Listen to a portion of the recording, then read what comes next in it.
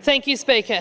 Today I rise to grieve for Victorians, all Victorians, who are struggling under a government that sees the only way to govern Victoria is to keep slapping taxes on Victorians, ignoring the fact that families are struggling and that families can't take any more taxes under this cost of living crisis. They just can't take any more. Like our farmers in South West Coast, I grieve for the farmers. I just don't think they can take any more. South West Victoria is in the grip of the most devastating drought ever seen. In South West Victoria, a land once lush with promise is cracking beneath our boots. The paddocks are dust, not a blade of grass to be found. The dams are dry. Our people, the farmers, the lifeblood of this land, are doing everything they can just to hang on. These are our food producers. They rise before the sun, their hands are calloused, their spirits are tested, and they're still trying to do what they've always done: feed this state, feed this nation, feed you and me. How much do we think they can take? How much should they be pushed by this government ignoring them? Their mental health is under enormous strain. And what do we think's going to happen when their backs are pushed too far up against the wall? There's a 6-week wait to get in to see a rural financial counsellor, and that's the only mental health support that's available. The farmers feel like this government has deserted them. They can't afford to feed their stock. They can't borrow any more from the government.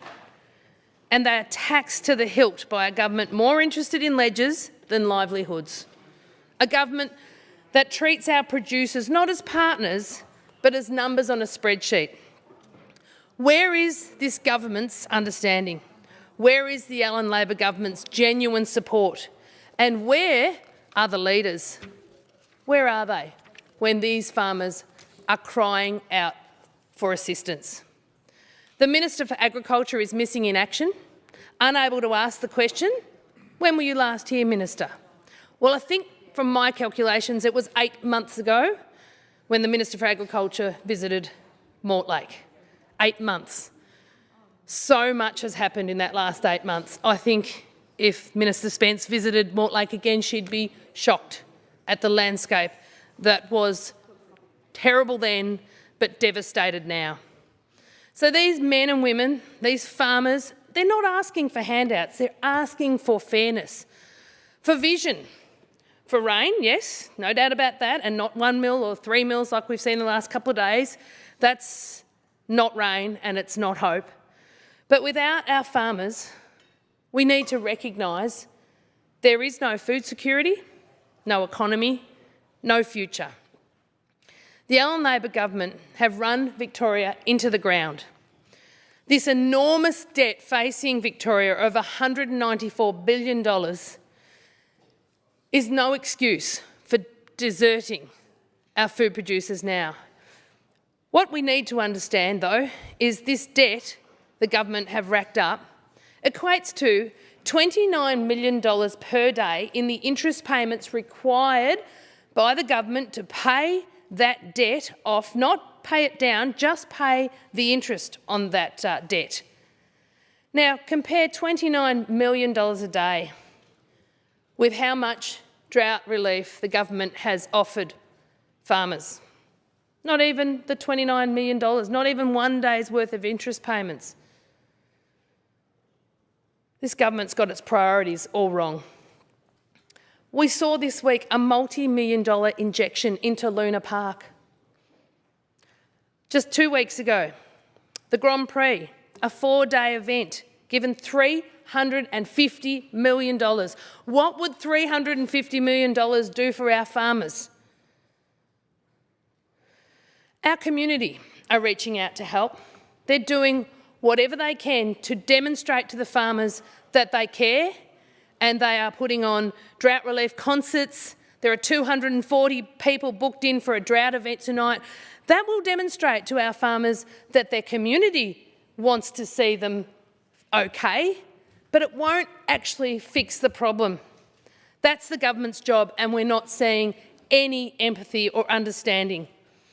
And mark my words, the ramification for this will be felt across all Victoria. Families who are struggling with cost of living crisis will struggle more when they have to pay much more for milk to put on the Wheaties in the morning to give the kids, or buy the latte in Melbourne shops and right across Victoria, to buy the lamb chops for dinner on Sunday night, or the roast, or the steak, or the mincemeat. These are the ramifications of this drought. Without assistance, prices will go up, if you can actually get it, because many, many animals are being sent to slaughter. There just isn't any feed, and the government needs to help. There is feed in Western Australia. There are things like the VFF have come out today with a drought relief strategy that they're asking the Premier to listen to, and they've talked about some ways that can be put in place now to halt this terrible situation and give the farmers some relief.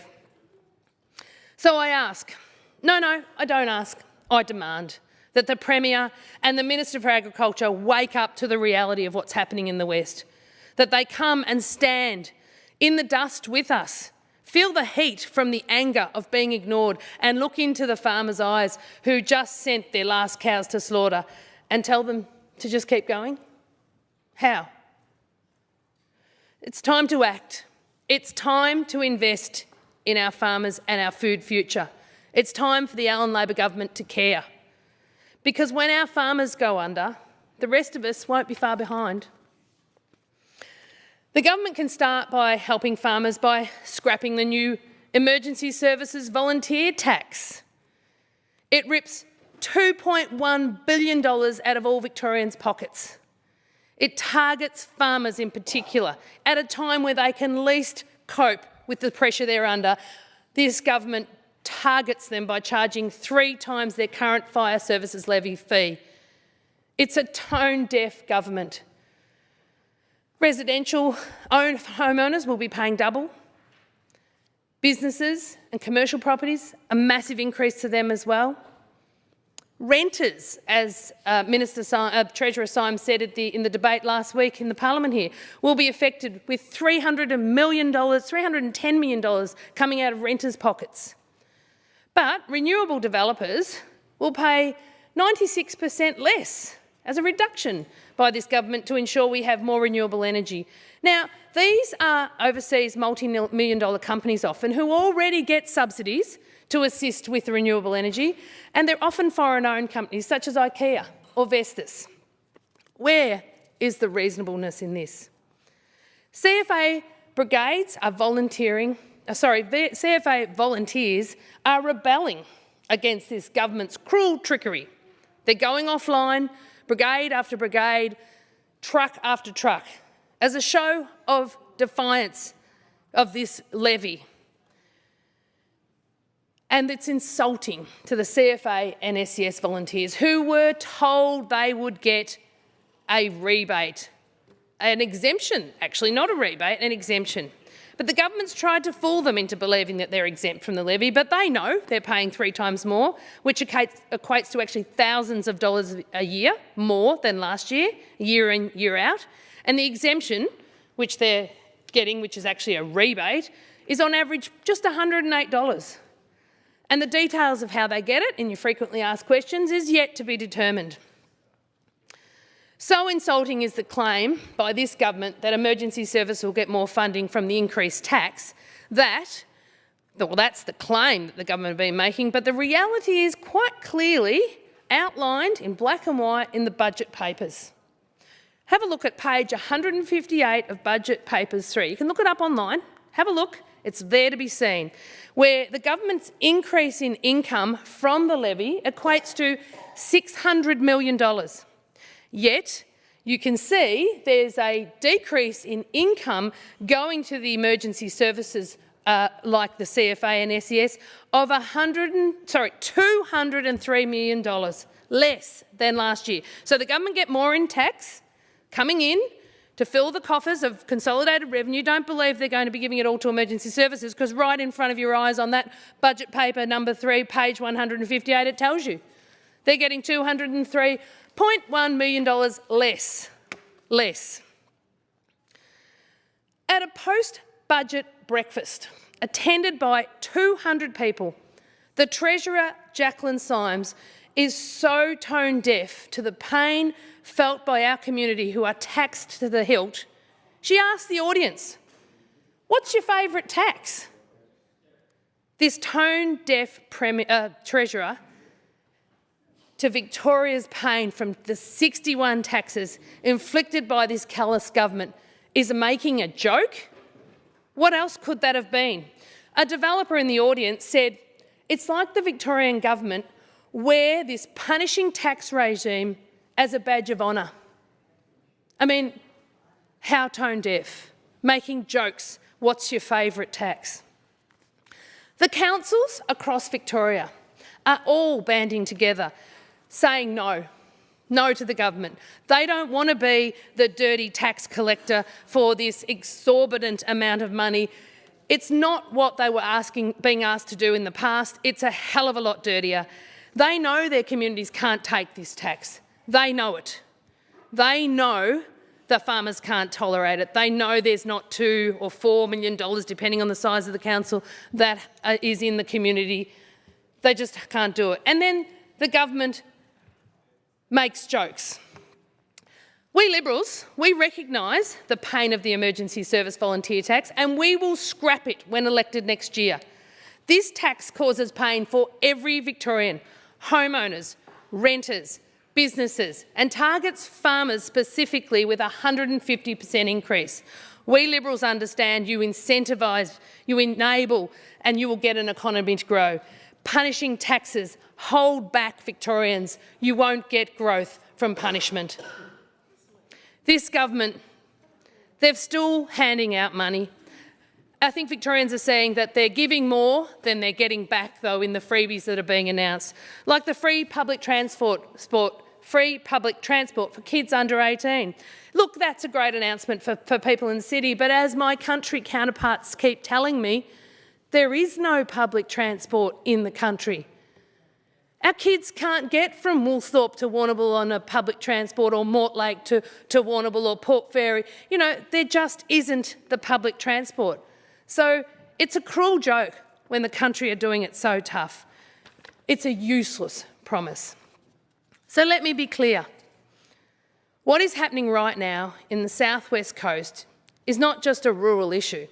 It's a crisis with shockwaves that will be felt across every town, every city, all the way to the kitchen tables of Melbourne. This drought is gutting our farmers, stripping them of their livelihoods and leaving entire communities on the brink. And as they fall, so too will the stability of our food supply, with skyrocketing costs for meat, milk and everyday essentials that every Victorian depends on. Premier Allen, Agriculture Minister Spence, it's time to get out of your offices and come to the South West. See the dying paddocks, speak to the farmers, hear the desperation in their voices. You cannot keep being so tone deaf on this devastation. Announce drought disaster relief now, not next month, not next season, now. And scrap this cruel and cowardly emergency services levy tax, passed last week, which slaps just another burden on farmers, our CFA volunteers and every single Victorian household, renters included. This is not leadership. This is abandonment. And let me remind you, without food producers, there is no food. And without food, there is no future. Ignoring this crisis isn't just negligent.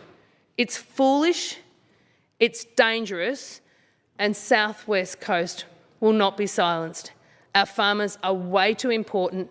We all understand their value, and we know that the community around the farmers will also be absolutely devastated for years and years to come.